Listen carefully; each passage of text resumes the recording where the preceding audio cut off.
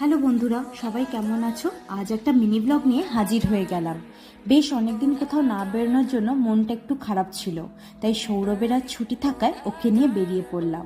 আচ্ছা, তোমরা যারা আমার সাবস্ক্রাইবার তারা অনেকেই হয়তো জানো না, আমরা ব্যাঙ্গালোরে শিফট করেছি বেশ কিছু মাস হলো।